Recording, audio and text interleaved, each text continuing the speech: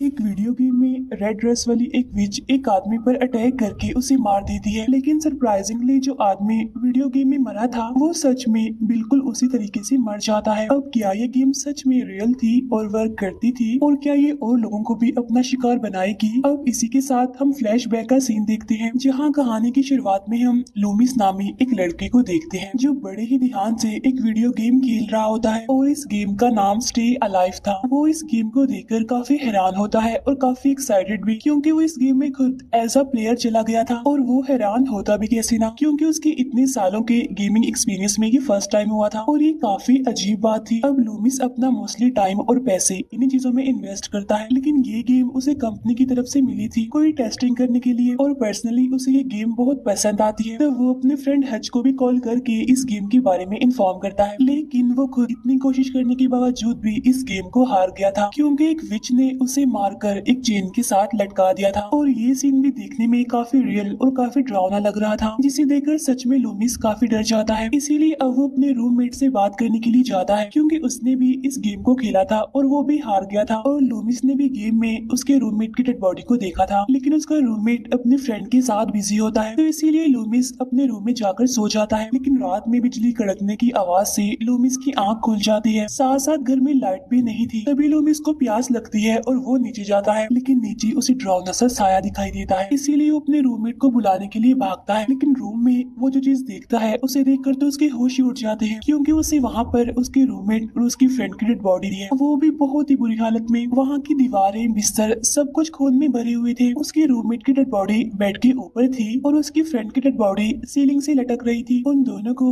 Scissor जैसे किसी हथियार से कई बार स्टैब करके मारा गया था। ये सब कुछ देखकर लूमिस की हालत खराब होने लगती है, लेकिन इस शौक को बर्दाश्त करने का टाइम तक उसे नहीं मिलता, क्योंकि तभी कोई पीछे से आकर उस पर अटैक कर देता है और उसकी गले में चेन डालकर उसे सीलिंग के साथ लटका देता है, जिसकी वजह से उसकी मौत हो जाती है, बिल्कुल उस वीडियो गेम की तरह। नेक्स्ट डे जब हज को लूमिस की मौत के बारे में पता चलता है तो वो काफी शॉक्ड हो जाता है, क्योंकि कल रात ही तो उन दोनों की बात हुई थी और बहुत जल्द वो मिलने भी वाले थे। तो फिर कुछ ही टाइम के अंदर ये सब कुछ कैसे हो गया? अब लूमिस के फ्यूनरल पर उसकी सिस्टर हज को एक बैग देती है और उस बैग के अंदर लूमिस की फेवरेट वीडियो गेम्स थी। इसके बाद हज उन गेम्स को लेकर अपने ग्रुप से मिलने जाता है। इस ग्रुप में हज के दो फ्रेंड्स थे, जिसमें एक मेल था और एक फीमेल थी, और एक हज का भाई था। ये सारे लोग मिलकर एक गेम पार्लर चलाते थे। हज के भाई को लूमिस के बैग से वो स्टे अलाइव वीडियो गेम मिलती है, लेकिन अब क्योंकि लूमिस इस गेम को टेस्ट कर रहा था तो इसका मतलब यही था कि अभी तक ये गेम पब्लिश नहीं हुई थी, तो इसका मतलब ये है कि इसमें जरूर कुछ इंटरेस्टिंग होगा। इसीलिए हज का भाई ये गेम खेलना चाहता था, लेकिन हज को थोड़ा अजीब लगता है, क्योंकि लास्ट टाइम लूमिस ने इस गेम को खेला था और उसके फौरन बाद उसकी मौत हो गई, लेकिन हज का भाई उसे मना लेता है, ये कहते हुए कि इस बारे में ज्यादा मत सोचो। तो इसीलिए ये लोग डिसाइड करते हैं कि नेक्स्ट डे हज के घर पर ये लोग इस वीडियो गेम को सेटअप करेंगे। अब यहाँ पर हम देखते हैं कि हज ने उन लोगों के अलावा वहाँ पर एक और लड़की को भी बुलाया होता है, और इस लड़की का नाम होता है एबिगेल, और हज इस लड़की से मिला था लूमिस के फ्यूनरल पर। ये सारे लोग मिलकर जल्दी से अरेंजमेंट्स कर लेते हैं और फाइनली इस ग्रुप को हज का बॉस भी ज्वाइन कर लेता है। उनके साथ बैठकर नहीं बल्कि ऑनलाइन। उसे गेम्स खेलने का इतना शौक होता है कि वो आज अपने ऑफिस में ही रुक जाता है सिर्फ ये गेम खेलने के लिए। अब ये गेम स्टार्टिंग से ही थोड़ी अजीब थी, क्योंकि स्क्रीन पर कुछ इविल प्रेयर यानी प्रेयर ऑफ एलिजाबेथ शो हो रहा था। अब उस गेम को स्टार्ट करने के लिए उन्हें इस प्रेयर को पढ़ना था और वो लोग ये देखकर काफी हैरान हो जाते हैं, लेकिन इस प्रेयर को पढ़ने पर सच में उन्हें एंट्री मिल जाती है और तभी हमें इनके पीछे इनविजिबल एंटिटी की प्रेजेंस का एहसास होता है। आहिस्ता आहिस्ता उन्हें पता चलता है कि ये गेम द ब्लड काउंटिस एलिजाबेथ पर बेस्ड है, और एलिजाबेथ असल में एक विच थी। 200 साल पहले इस काउंटिस ने बहुत सारी यंग लड़कियों का बेरहमी से मर्डर कर दिया था, और वो हादसा इतना ज्यादा खतरनाक और पेनफुल था कि हिस्ट्री में भी उसकी डिटेल्स ज्यादा नहीं मिलती। अब इन लोगों ने उस इविल प्रेयर को पढ़कर उस इविल स्पिरिट को दोबारा से जिंदा कर दिया था, तो अब इन्हीं लोगों को उसे रोकना भी होगा और उसके सीक्रेट्स को बाहर लाना होगा, लेकिन ये सब कुछ करने के लिए उन्हें जिंदा भी तो रहना होगा ना। तो यहाँ पर उन लोगों के लिए जिंदा रहने का चैलेंज था, यानी स्टे अलाइव। इस गेम का सेटअप एक हॉन्टेड पैलेस था जो कि पूरी तरह से अबेंडेंड था। वहाँ उन्हें एक ग्रेवयार्ड में से गुजरते हुए कुछ ज़ॉम्बी गर्ल्स को मारना पड़ा। उनके आगे एक टावर था और वो सभी वहीं पर ही जा रहे थे, लेकिन हज का बॉस बाकी सबसे अलग होकर बेसमेंट की तरफ जा रहा था उसे वहाँ पर एक रोज भी मिलता है जिसे वहाँ से उठाने का इंस्ट्रक्शन दिया गया था। तब उस रोज को देखकर हज की फीमेल फ्रेंड कहती है कि एविल स्पिरिट्स रेड रोज को पास नहीं कर पाती। तब हज का बॉस उस रोज को उठा लेता है और उसे एक ज़ॉम्बी गर्ल के पास फेंकता है जिससे वो ज़ॉम्बी गर्ल वहाँ से गायब हो जाती है। इसके बाद हज का बॉस एक क्रीपी डार्क पैसेज में से होते हुए एक रूम में पहुंचता है जो कि असल में एक टॉर्चर चेम्बर था। वहाँ उसे एक लड़की की डेड बॉडी मिलती है जिसे उल्टा लटकाया गया था और अचानक से एक रेड ड्रेस वाली औरत हज के बॉस पर अटैक कर देती है और ये औरत असल में एलिजाबेथ थी यानी वो विच जिसकी पिक्चर कुछ टाइम पहले ही हम देख चुके हैं यानी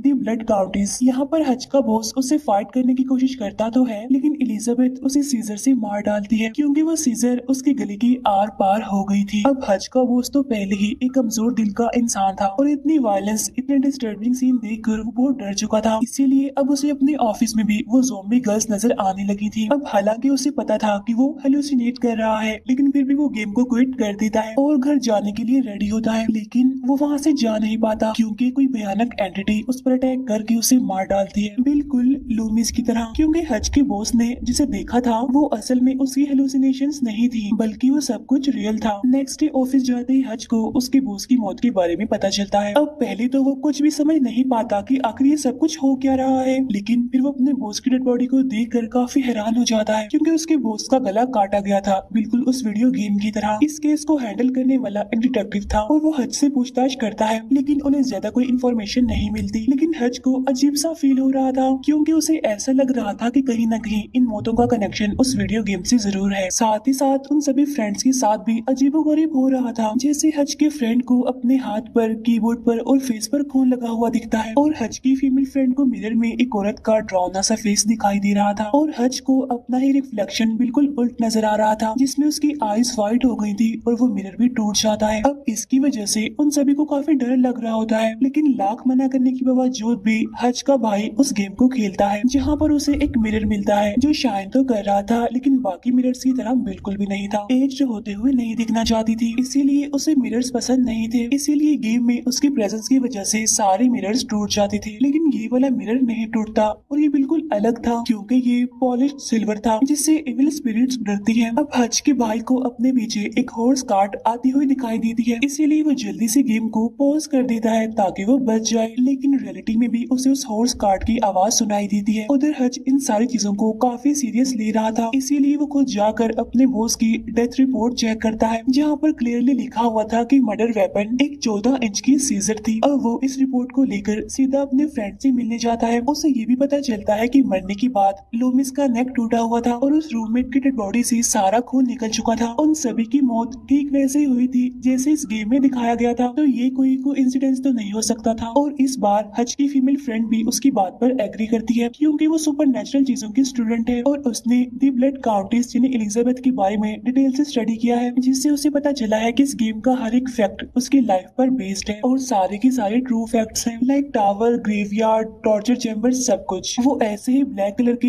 हॉर्स कार्ट में इंसानों का शिकार करने के लिए निकलती थी और वो उसी सीजर से सबको मारती थी। मिरर उसे पसंद नहीं थे। तब हज ये सुनकर उससे पूछता है कि वो हमें क्यों मार रही है। तब हज की फ्रेंड उसे बताती है असल में एज अ पनिशमेंट उसे उसी टावर में जिंदा कैद किया गया था। तब एलिजाबेथ ने प्रॉमिस किया था कि मैं वापिस आऊंगी और तब फिर से एक बार मौत का खेल शुरू होगा।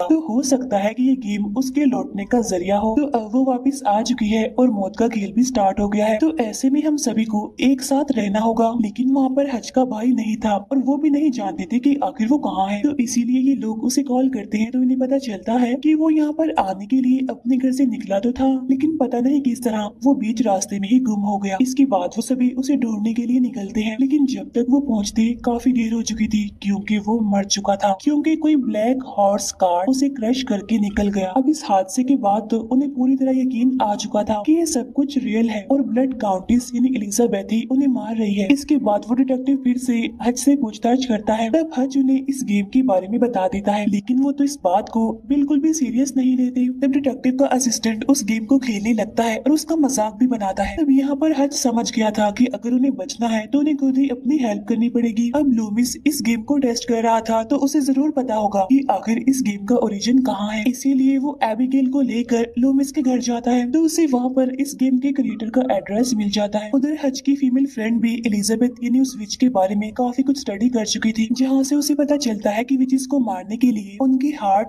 नेक और फोरहेड पर कीले लगाने होंगी, जिससे उसकी सोल उसकी बॉडी में वापस आएगी और उसके बाद उसकी बॉडी को आग लगाकर मारना होगा। उधर हज की फ्रेंड को पता चलता है कि डिटेक्टिव का असिस्टेंट जो उस गेम का मजाक बना रहा था उसकी डेड बॉडी मिली है, सेम वैसी हालत में जैसे उस वीडियो गेम में उसकी मौत हुई थी। इसके बाद वो लोग डिसाइड करते हैं कि वो लूमिस के घर में शेल्टर लेंगे और तब तक वो इस गेम को हाथ तक नहीं लगाएंगे जब तक कि इस गेम का क्रिएटर उन्हें नहीं मिल जाता। लेकिन जब ये गेम कोई नहीं खेल रहा था तो तब ये गेम खुद उन लोगों के साथ खेलने लगती है और इस बार उस गेम का शिकार हज की फीमेल फ्रेंड थी, जहाँ वो अकेली ही स्मोकिंग करने बाहर गई थी। लेकिन तभी उसे पास के घर में एक घोस्ट का फेस दिखाई देता है, तो इसीलिए वो हैमर और कीले लेकर उसे फॉलो करती है। लेकिन कुछ दूर जाते ही ट्रैप में उसका पाँव फंस जाता है, जिसकी वजह से वो उल्टी लटक जाती है। अब उसके चिल्लाने की आवाज सुनकर उसके फ्रेंड्स वहाँ पर पहुँच तो जाते हैं, लेकिन तब तक उनके सामने वो विच यानी एलिजाबेथ उसका गला काट देती है, जिससे बिल्कुल उस गेम की तरह ही हज की फीमेल फ्रेंड की भी मौत हो जाती है। इट्स मीन वो लोग किसी भी तरह सेफ नहीं थे, तो इसीलिए वो डिसाइड करते हैं कि हज का फीमेल फ्रेंड इस गेम को खेलेगा ताकि वो स्विच को डिस्ट्रैक्ट कर सके। मीनवाइल हज और एबिगेल उस गेम के क्रिएटर को ढूंढने के लिए जाएंगे। अब हज का फ्रेंड उस एड्रेस को ट्रैक कर लेता है और ये भी एक अबैंडन घर ही लग रहा था। तब हज और एबिगेल उस घर के अंदर जाते हैं। अब गेम खेलते खेलते